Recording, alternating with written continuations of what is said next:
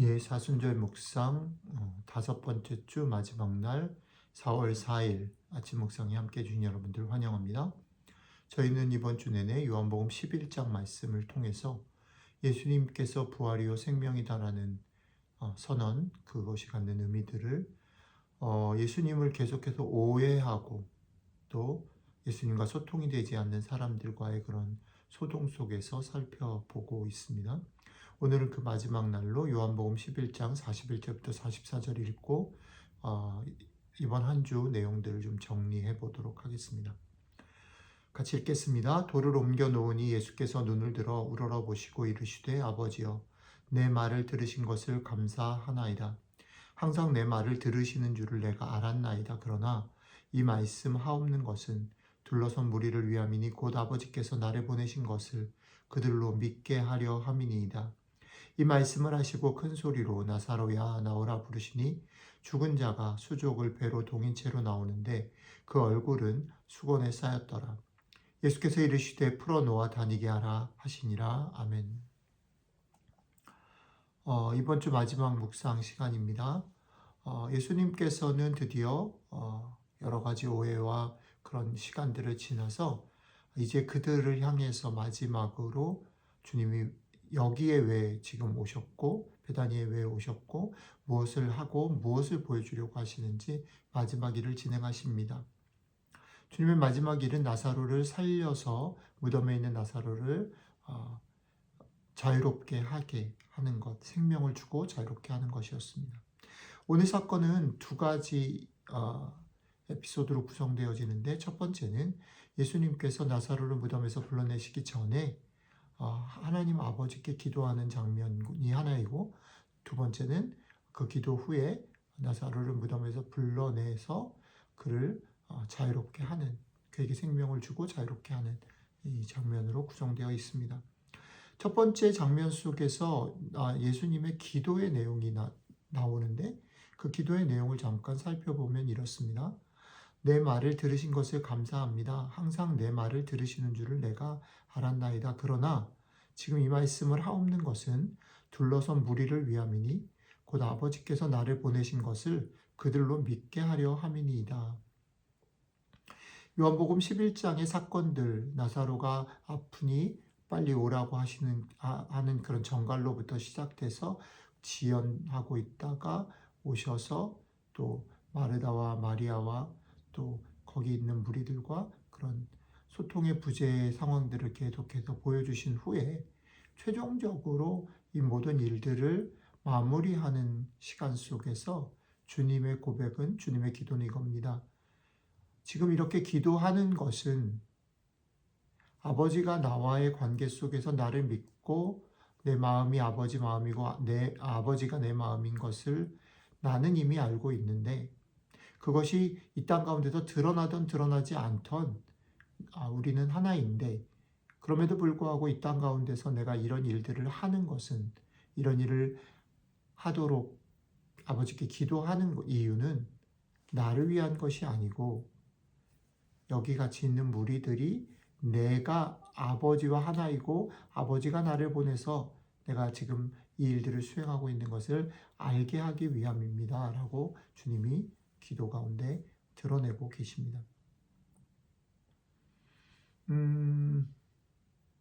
주님의 지금 사역과 모든 일들의 목적, 그것은 거기 있는 무리들이 주님을 주님으로 알게 되는 것, 믿게 되는 것, 그게 목표라는 거죠. 자, 그렇게 기도를 마치신 후에 주님께서는 무덤 안에 있는 나사로를 나오라고 말씀으로 명령하십니다.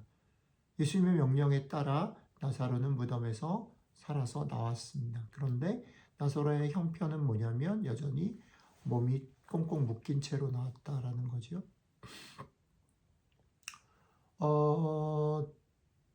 주님은 그렇게 나온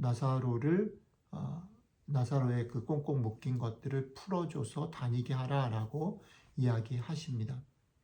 결국 주님은 나사로를 죽음에서 생명으로, 그리고 자기를 여전히 묶고 있는 그것에서 해방으로 불러내십니다. 그리고 아까도 말씀드렸지만 이렇게 하시는 이유는 목표는 나사로에게 생명을 주고 나사로를 살리는 것 있지만 그것을 통해서 아버지를 통해서 이 땅 가운데 오신 예수님, 아버지와 아들 예수의 관계, 아들 예수를 아버지가 보내셨다라는 것을 거기 있는 사람들이 알게 하기 위함이다라는 것입니다.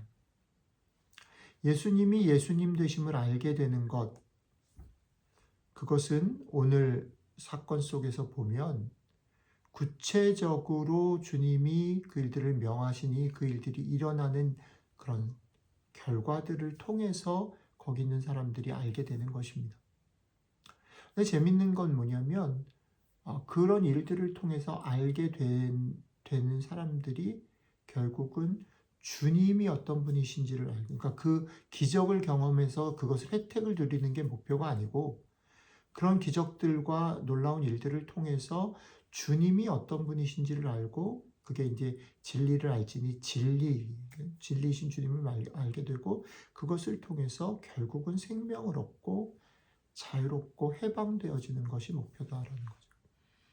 왜냐하면 우리가 읽은 이 사건 뒤쪽에 요한복음 11장의 내용이 조금 남아있는데 거기 보면 이런 일들이 일어났음에도 불구하고 죽은 자가 살아났음에도 불구하고 거기 있었던 사람들 중에 어떤 사람들은 나사로 예수님을 미워하고 싫어하고 죽이려고 하게 됐다. 우리의 삶 가운데 많은 일들이 일어납니다. 우리의 삶 가운데 기도의 응답들을 경험하고 하나님이 우리와 함께 계시다라는 것들을 경험하는 사건들이 있습니다. 오래 기도했던 일들을 하나님이 응답하시기도 하고 그런 것들 속에서 우리는 놀라운 일들을 경험하게 됩니다. 그런데 흥미로운 것은 그런 경험들이 모두 다 우리를 예수님을 알고 인정하고 믿는 곳으로 인도하지는 않는다라는 겁니다. 거기가 목적이고 더 큰 목적은 그 주님을 만나고 그 주님을 인정하게 되는 그 믿음을 통해서 여러분들과 제가 어디에 어떤 삶을 살아가게 되느냐를 봐야 된다는 거죠. 종종 그런 생각을 합니다. 교회를 오래 다닌 사람들이 정말 신앙이 좋다라고 얘기하는 사람들이 신앙이 깊어지면 어떤 일이 벌어지는 것인가?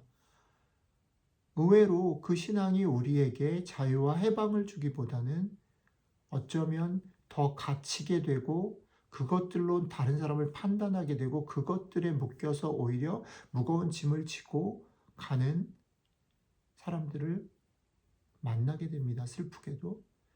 그러나 오늘 주님은 이 얘기를 하는 겁니다. 너희가 믿음이 있다, 믿음을 가지고 살기를 원한다 라고 하면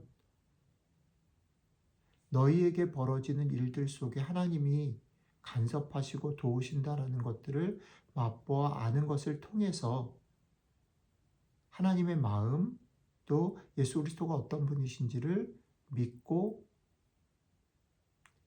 그 진리를 발견하게 되고 있니? 그리고 아니면 그 진리까지 못 가고 너희에게 벌어지는 일들, 그것들에 여전히 영향을 받고 그 때문에 좋아하기도 하고 낙심하기도 하고 그렇게 살고 있니? 그것을 벗어났으면 좋겠다. 그러니 내가 누구인지를 아는 데까지 나와라. 그리고 진리를 발견하게 되면, 나를 만나게 되면, 나를 믿게 되면 결국 너희의 삶이 어떻게 해방된다. 너희 자신을 더 이상 정죄할 것이 없다라는 것을 알게 되고 그 마음으로 너희도 다른 사람들에 대해서 함부로 판단하거나 정죄하지 아니하고 그들과 소통하고 그들과 삶을 나누고 섬기며 살아갈 수 있게 된다. 풍성함들을 누리게 된다. 오늘 그리고 이번 한 주 우리가 묵상한 내용의 결론입니다. 여러분들과 저의 삶에서 이런 주님으로 인한 참된 해방과 그 해방의 넉넉함이 나누어지는 그런 하루가 되시기를 주님의 이름으로 축복합니다. 기도하겠습니다. 예, 아버지, 우리가 주님 때문에 참으로 행복한, 우리가 주님 때문에 참으로 넉넉한, 우리가 주님 때문에 조금은 덜 흔들리는 삶을 맛보고 살아갈 수 있기를 원합니다. 우리를 위해서, 우리가 그런 삶을 살게 하기 위해서 이 땅 가운데 오시고 고난당하신 주님,